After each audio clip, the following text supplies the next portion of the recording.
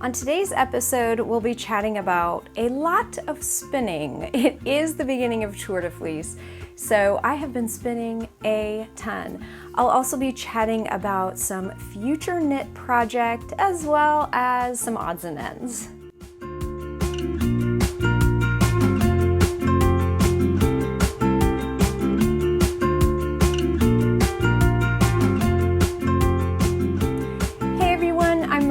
And this is Pineapple Knits. This is my channel dedicated to knitting, spinning, and weaving. You can connect with me on social media at Pineapple Yarn, and you can connect with me on my website at pineappleyarn.com. Thank you so much for joining me again this week. And if this is your first time viewing this channel, welcome. I'm so happy you're here. I'm coming to you from coastal South Carolina. It is summer. So happy. I will probably be saying that for the next weeks. Today I couldn't help but light up this month's club candle. This is from my Glow Club from July 2021. It is guava and fig, and I cannot tell you, this is delicious. I changed my label a little bit, so I want to show you that. This is how big these jars are. They are 6 ounces. And because they are primarily made of beeswax, the wax burns for a really long time. It's a really clean burn, and it is a very enjoyable candle. I may get this published before the pre-orders are over, but I'll put a link below in case you're interested in signing up for the Glow Club. It's so fun. It has a coordinating yarn that matches. And so it's just really fun to play with a coordinating colorway and scent every month. I have so much fun putting them together. And on my mannequin is my Dotted Rays Fade Shawl. This is one of my favorite patterns. I talk about it all the time. I suggest it all the time because it's so versatile and so fun. But I thought this would be a really fun shawl to put on the mannequin today, because I've heard a lot of you are starting to include this in, my to knit lists or what have you. So I wanted to show you, this is a full-sized Dotted Rays shawl. This is, I think this was used, I used 300 grams of yarn. This was one of my one-of-a-kind fade sets that I created last year, but it is massive. So I'm going to just show you, I don't even know exactly what the measurements are, but it's massive and it's still going.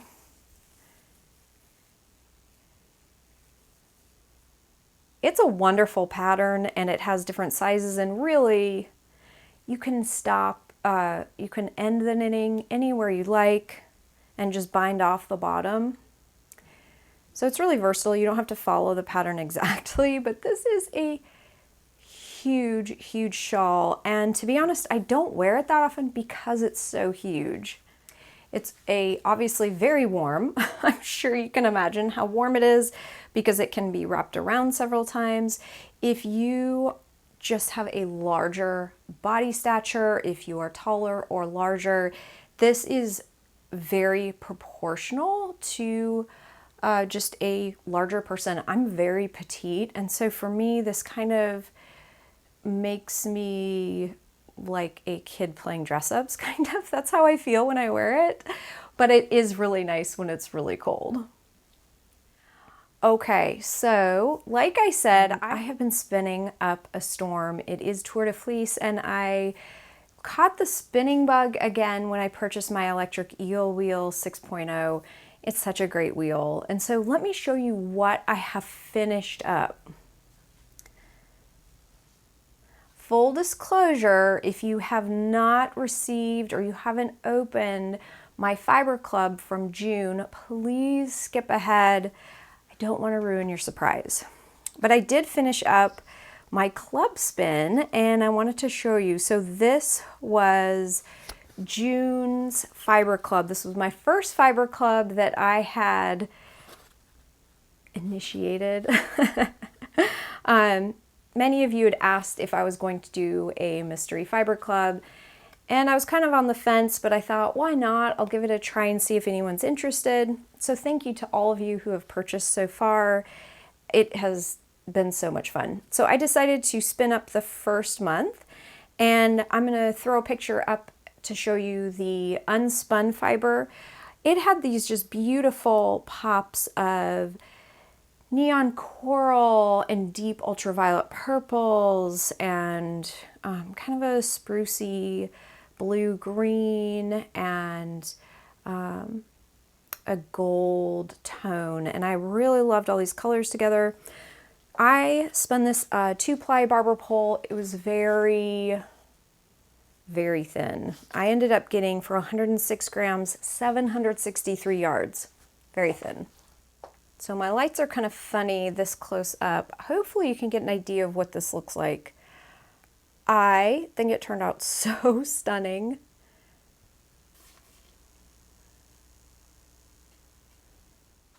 I think it's so beautiful. The colors just took on some really interesting designs in this yarn. I decided to spin up the Superwash Merino Nylon, and so there's a lot of undyed portions which just added to all the contrasting barber pulled areas.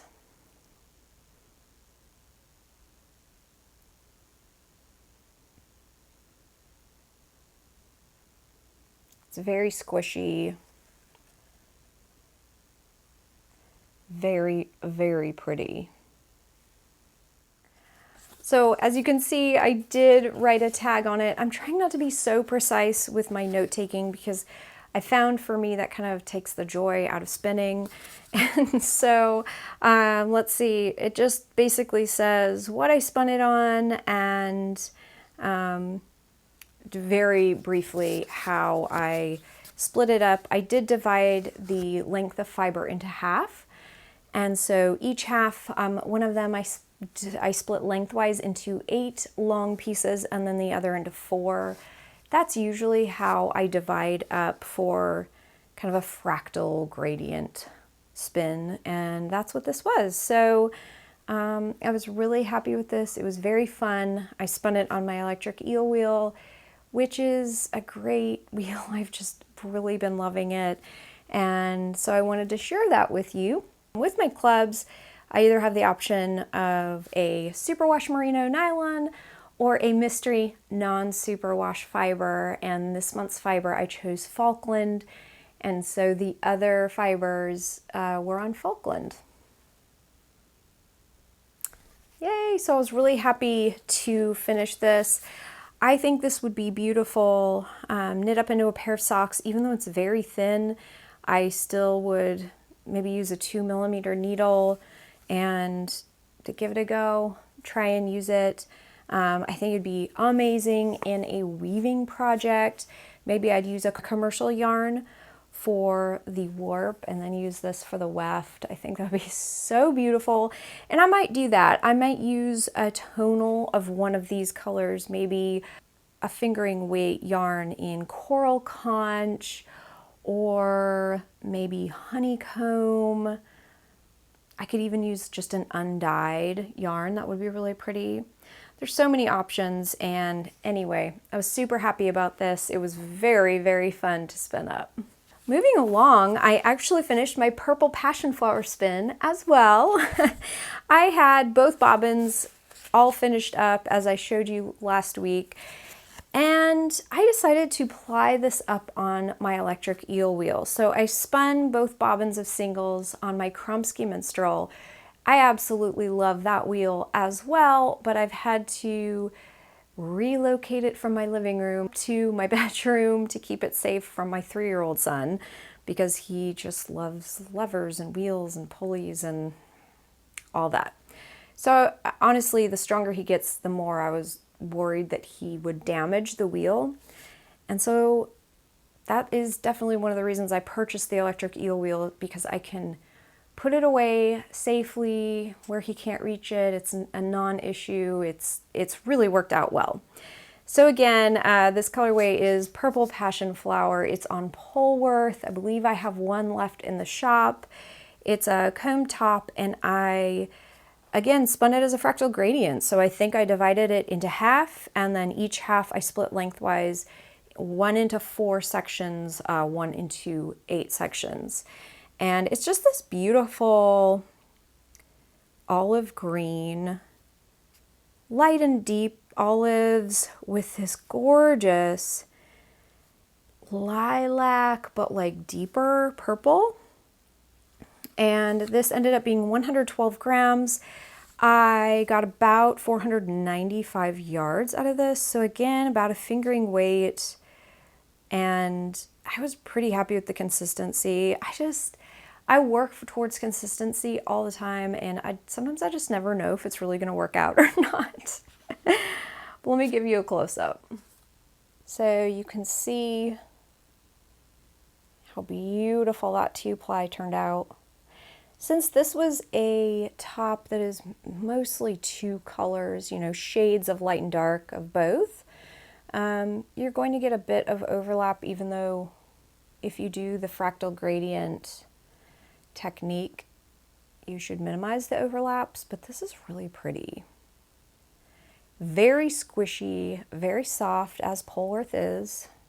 Just a really beautiful non-superwash fiber. So just like the other project, I don't really know what I'm doing with this. I don't have any plans. I don't think I would use this for socks because it doesn't have the superwash elements in it. It doesn't. Polworth is such a fine fiber, and it's non-superwash. I can just see this. I can see disaster already happening if I even attempted to do something like socks in this. I do think it would be beautiful woven. I'm just not really sure. We'll just see. We'll see. I think it would be really pretty in a color work project. So anyway, that's done, and now my Minstrel is completely free to start another project, which is really great. I did start another project on my electric eel wheel. I had told you that I saved a braid of pink Seaglass, which is one of my colorways that I'll be stocking in the shop on this Friday. And so I started it up. This is actually half of the combed top, and I split it just like the other 2 projects I just shared with you. And so these were the 8. I think I actually split this into 6 now that I think about it, and I split the other half into 4 sections. So this is how I kind of do my fiber management. I just make it into little bundles and set them aside. It really helps keep them organized and managed and tangle-free. So I just wanted to show you that, how I manage all of my fiber that I divide up. But here's the bobbin. It is so beautiful. The other 2 projects, I'm just spinning thinner and thinner and not really realizing how thin I'm spinning these.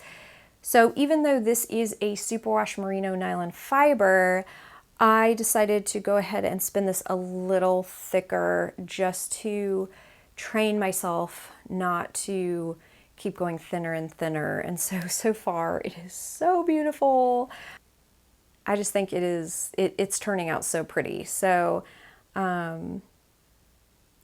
I've already spun half of it. It is just flying. The spin is going so quickly. I'm sure I'll have the other half done in no time.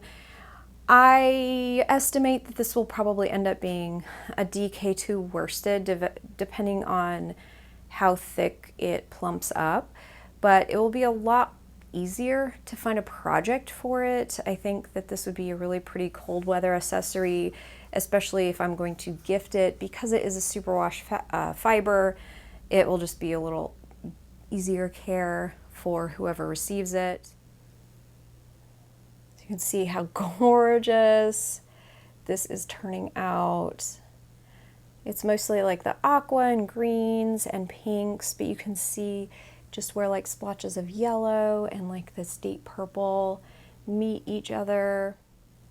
It's so gorgeous. And you can see how large these bobbins are for the electric eel wheel, because this was This is 50 grams of fiber here. So you can fit quite a bit of fiber spun onto these bobbins.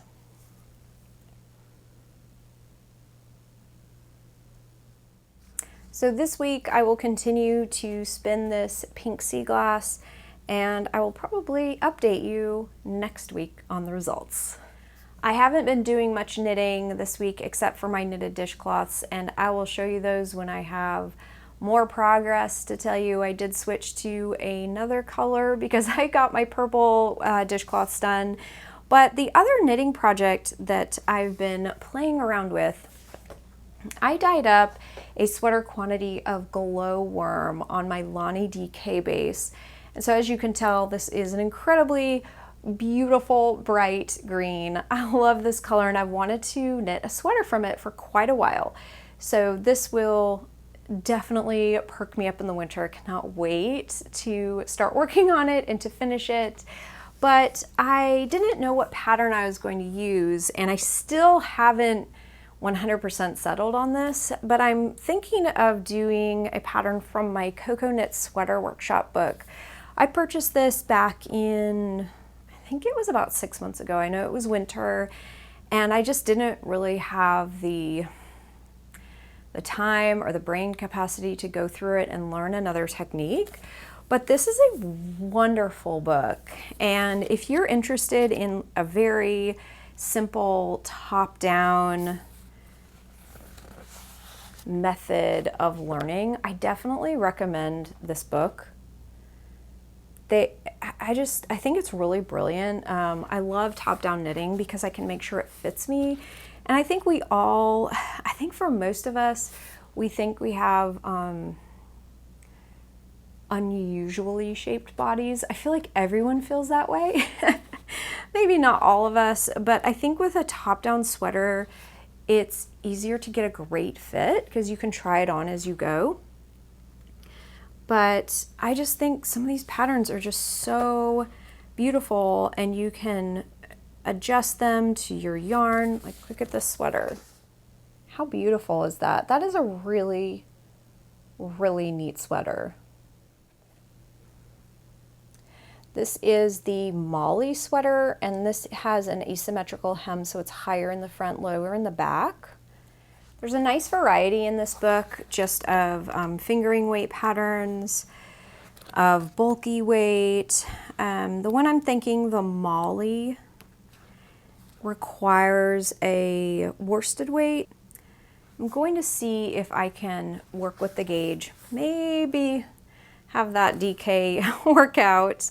And if I don't, what I will do is I may just add a strand of mohair silk, my Noe mohair silk, and see if I can get it to work. It's amazing what you can do with gauge, and I don't mind having a sweater that's like a little more open, a little more airy to try and meet gauge. So we'll see. I still need to do a gauge swatch, but I don't ever buy pattern books. And there's a picture on the back of the Molly sweater. I never buy pattern books, but I really wanted to learn this technique, and there's so many different patterns in here. I feel like it'd work really, really great with hand spun because there are some patterns that are really open and airy that use, it just really depends on your gauge, what you're getting. So this might be my next project. We'll see.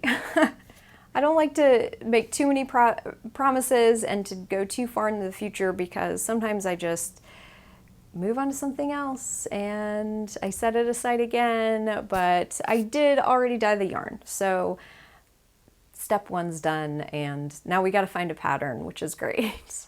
Other than that, that is all I've been working on this week. I guess I'm just getting ready for my shop update this Friday, which is July 2nd at 8 p.m. Eastern Time at pineappleyarn.com. I will be having lots of different colorways, as well as candle restock. Let's see, I'll be restocking Regatta, and then I actually am restocking 2 club colorways.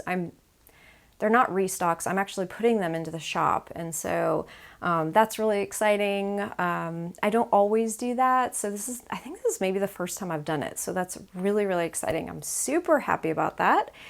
And we're getting ready for Independence Day here in the US, and that will be on Sunday. And so that's going to be really fun. We're going to have some friends over and grill and do, fireworks, all the American things. So it'll be really fun. We're really looking forward to that. Other than that, I hope you'll join me for the shop update preview, which I'm going to record right after this. So definitely keep an eye out for that on my channel. I hope you're doing so well where you are. I hope you're enjoying all of your crafting. I will see you again next week. And until then, I hope you have an awesome day. Bye.